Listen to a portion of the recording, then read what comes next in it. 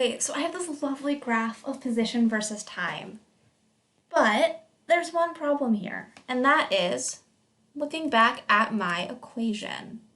I can see that for finding my acceleration, I need to figure out the relationship between velocity and time, not position and time.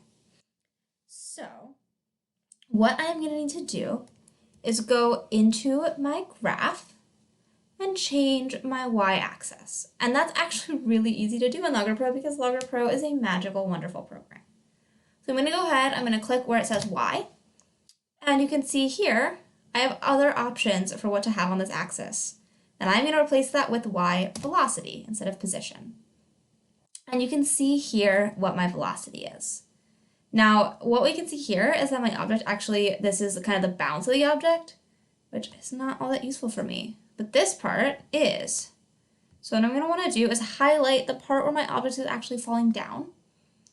And I am going to want to go into my analysis and go ahead and put in this linear fit here, like so.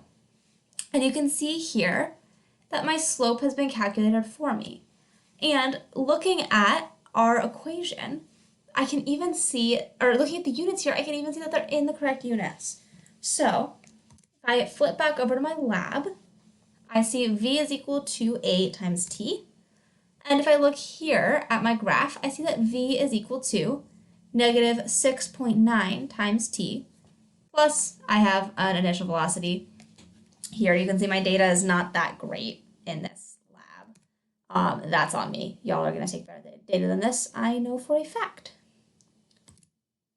Excuse me. So what you're going to want to do, guys, is you are going to want to take a screenshot of this graph, and you can do that doing Windows Shift S or just using the print screen button to take a screenshot of your whole screen. And that graph can go in here where your velocity versus time graph is. And from this graph, you should be able to figure out the acceleration due to gravity.